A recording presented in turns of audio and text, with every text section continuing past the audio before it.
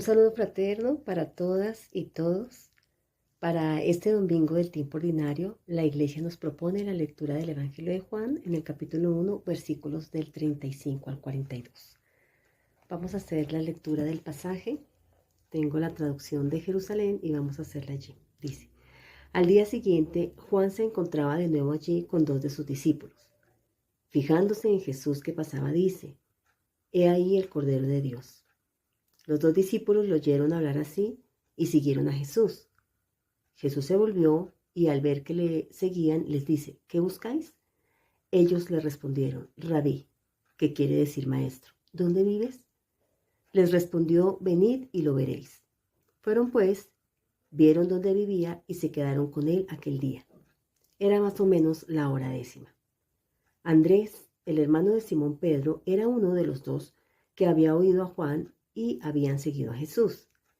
Este encuentra primeramente a su propio hermano, Simón, y le dice: hemos encontrado al Mesías, que quiere decir Cristo, y le llevó a Jesús. Fijando Jesús su mirada en él, le dijo: tú eres Simón, el hijo de Juan. Tú te llamarás Cefas, que quiere decir piedra. Palabra del Señor. Gloria a ti, Señor Jesús. Bueno, vamos a mirar este texto. Este es un texto de vocación. Si nosotros recordamos los evangelios sinópticos, allí en los evangelios sinópticos también Jesús llama a 4 pescadores galileos antes de comenzar su ministerio. Pero hay algo muy interesante, y es que el relato de Juan también nos habla de una vocación de unos primeros discípulos. Sin embargo, nosotros vemos que su presentación o la presentación que hace Juan de estos acontecimientos, de este llamado, de esta vocación, es muy diferente a la de los evangelios sinópticos. Aquí en el Evangelio de Juan, el lugar no es Galilea como en los sinópticos.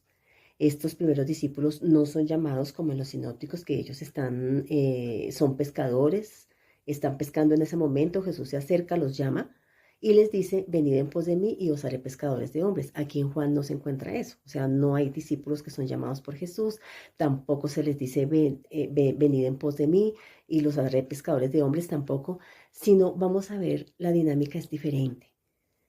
Aquí vamos a ver que esos que van a ser sus primeros discípulos son orientados hacia Jesús por el testimonio de otra persona. O sea, hay alguien que da testimonio de Jesús, orienta a los discípulos hacia Jesús, ellos van hacia Jesús, tienen un encuentro con Jesús, son impactados por Jesús, descubren la gloria de Jesús y se vuelven testigos y van y dan testimonio para atraer a otros a Jesús. Es la dinámica que vamos a encontrar acá. Entonces vamos a ver como una reacción en cadena de testimonios para que otros discípulos también lleguen a Jesús. Entonces vamos a mirar que estas vocaciones que tenemos aquí en el Evangelio de Juan, pues están ahí desde el versículo 35 del que acabamos de leer, pero van hasta el versículo 51. Y del 35 al 51 se van a mencionar 5 discípulos especialmente. Andrés, que es el primero. Luego tenemos aquí un discípulo que no tiene nombre, lo llamamos, bueno, no lo llamamos, le decimos un discípulo innominado porque no tiene nombre, no se menciona su nombre. Tenemos a Pedro, tenemos a Felipe y tenemos a Natanael. Son 5 discípulos que aparecen acá del versículo 35 al 51. Luego ya en el Evangelio de Juan, en otras partes, pues se va a mencionar a Judas Iscariote, pero ya no en un contexto de vocación. Se va a mencionar a otro Judas, a Tomás, a los hijos de Zebedeo en el capítulo 21, pero ya estas otras partes, como digo, no están dentro de un contexto de llamado, de vocación. Bien, entonces en esta secuencia de testimonios que decimos del versículo 35 hasta el 51, lo podemos dividir en 2 partes. La primera parte va del 35 al 42, que es el texto que nos propone la liturgia en la iglesia hoy. La otra parte va del versículo 43 al 51. También quisiera resaltar otro elemento, y es que toda esta parte, que la dividimos en 2, que solamente vamos a explicar una, pero toda esta parte se caracteriza porque está centrada en Jesús. O sea, este relato de vocaciones está centrada en la persona de Jesús.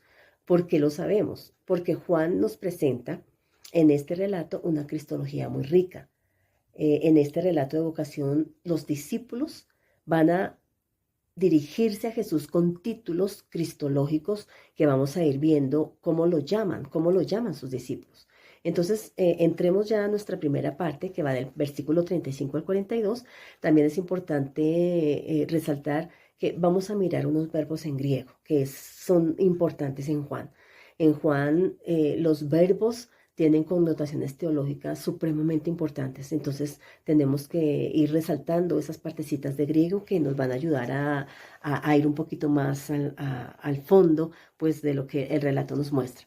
Entonces, en el versículo 35 dice, al día siguiente Juan se encontraba de nuevo allí con dos de sus discípulos. Entonces, Juan tiene discípulos y lo primero que habría que decir es que estas primeras palabras pues ya nos están indicando que los discípulos de Juan Bautista están a punto de convertirse en discípulos de Jesús. De manera que ha llegado el momento para Juan de terminar su misión. Y Juan de hecho lo va a decir más adelante en el capítulo 3, versículo 30, él va a decir, es necesario que yo mengüe para que él crezca. Es el primer elemento que tenemos que resaltar. Luego, ¿qué más dice el versículo 36? Dice, fijándose en Jesús que pasaba, dice, fijándose. Esta traducción dice fijándose. Otras traducciones traducen, Juan ve a Jesús pasar. Entonces, aquí me quiero detener un momentico en el verbo ver, porque en el Evangelio de Juan hay diferentes verbos para referirse a la acción de ver. El verbo que se utiliza acá es el verbo emblepsas, que en español se traduce como ver, o sea, Juan ve a Jesús venir. No sabemos para dónde, porque el relato no nos dice de dónde viene ni para dónde va, pero dice que Juan lo ve. ¿Cuál es la visión de Juan? Aquí este verbo emblepsas daba la connotación de una mirada con discernimiento. No es un simple ver desprevenido o un simple ver con la percepción física solamente, sino que esta connotación de este verbo nos habla de una mirada profunda, de una mirada con discernimiento. Es una mirada que busca penetrar en el misterio. Es tanto así que Juan penetra en el misterio de Jesús al que ve venir y por eso proclama lo siguiente. Luego sigue diciendo el texto, he aquí el Cordero de Dios. Y nuevamente el he aquí es una palabra en griego que está relacionada con otro verbo ver, que no es el mismo emblepsas que acabamos de mencionar, sino con otro verbo en griego que es jorao. Entonces ese he aquí es como si Juan quisiese que sus discípulos direccionar, digamos así, la mirada de los discípulos hacia Jesús. He aquí, ¿no? Es una visión mucho más alta. Es una mirada que lleva a creer una vez que se entra en contacto con Jesús y se descubre su gloria.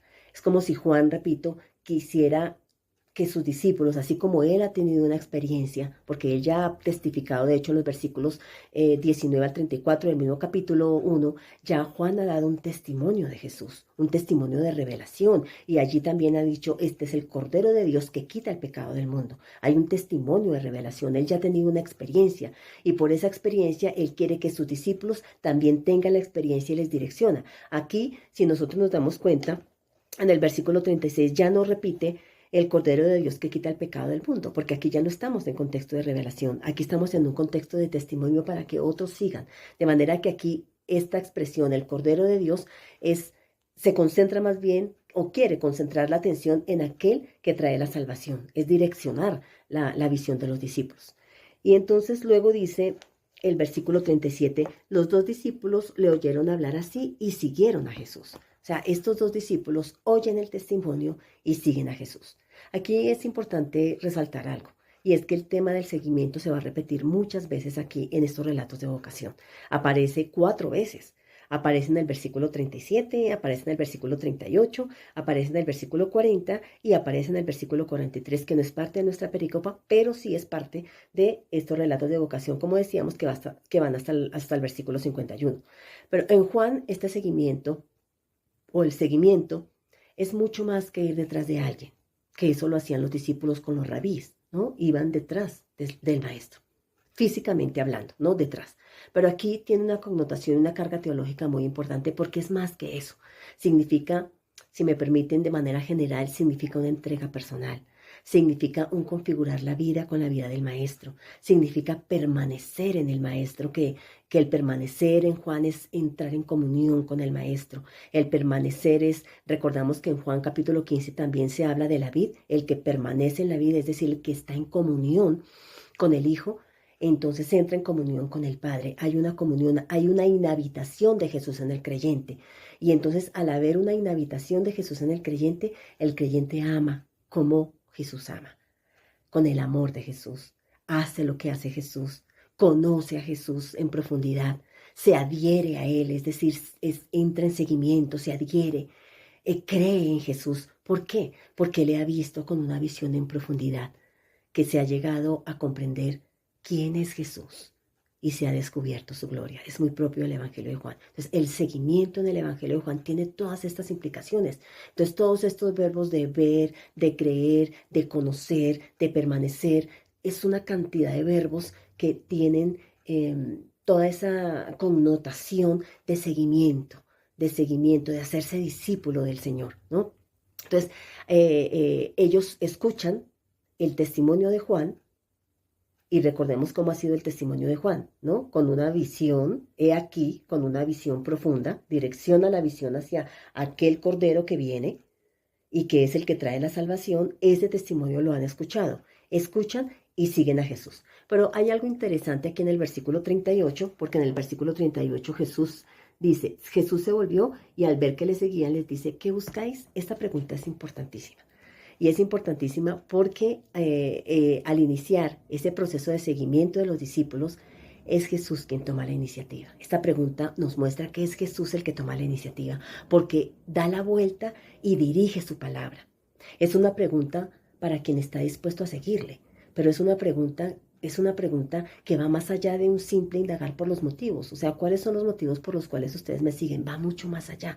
Quiere llevarlos a que ellos disciernan, si se quiere, porque ellos ya han venido buscando algo. De hecho, fíjense o fijémonos que acá no tenemos ellos no están pescando, como en los evangelios sinópticos, sino que ellos ya están buscando una verdadera comunión con Dios. ¿A través de quién? A través de Juan el Bautista. Ellos ya están en búsqueda de algo.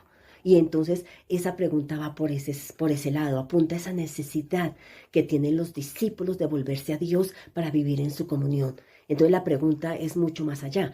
¿Qué responden ellos? Luego el siguiente versículo, el 39, en el mismo 38, ellos le respondieron, Rabí, ¿qué quiere decir maestro? ¿Dónde vives? Ellos responden con otra pregunta. Aquí ya le dan el primer título cristológico a Jesús, Rabí, maestro, pero luego viene una pregunta importante. ¿Dónde moras? Aquí volvemos nuevamente al verbo morar, permanecer también se puede traducir así, que es meno en griego. Tiene otra vez, como venimos diciendo, un matiz teológico importante. Aunque a primera vista se entendería de un lugar físico de habitación, o sea, ¿dónde estás? ¿En qué lugar estás viviendo? ¿En qué lugar estás morando? Estás habitando. Sin embargo, la morada de la que Jesús habla aquí, de lo que Él les va a decir, vengan y vean, más tarde Jesús lo va a profundizar más en el Evangelio. Tiene que ver con la inhabitación de Dios Padre. O sea, ¿dónde habita Jesús? Habita en comunión con el Padre. Jesús habita en el Padre. Hay una comunión entre el Padre y el Hijo, y esa comunión también la podrán vivir sus discípulos. Por eso vengan y vean. Más adelante Jesús se va a referir de esa inhabitación de sí mismo en el creyente en el capítulo 6, con el discurso del pan de vida, ¿no? Más adelante. Bueno, entonces Jesús responde ante esa pregunta con dos verbos nuevamente en Juan que son importantes y que lanzan un desafío. Venid y lo veréis. Dice ahí el versículo 39. Les respondió, venid y lo veréis. Y luego dice, fueron pues, vieron dónde vivía y se quedaron con él aquel día. Tenemos dos verbos, venid y lo veréis. El verbo venir generalmente en el Evangelio de Juan tiene una connotación de venir para recibir la propuesta de salvación que se ha ofrecido. Entonces ese verbo venir tiene eso, venir y acoger al Hijo de Dios, ¿no? Venir y acoger al Hijo de Dios. Pero entonces vengan y vean. El verbo ver acá también nuevamente en Juan tiene otra vez una connotación de un ver profundo. O sea, vengan a aceptar la propuesta del Hijo, crean en el Hijo, descubran la gloria en el Hijo y entonces entran en comunión. Entonces, el tema de venir en todo el Evangelio tiene que ver con el tema del creer, ¿no? Y del ver a Jesús con discernimiento, que es otra forma de describir el creer. Entonces, aquí hemos abordado tres verbos en esta parte que buscan, buscar, Vengan y vean, entonces buscar, venir y ver. Todos están relacionados para decir que se ofrece la vida eterna a quienes buscan.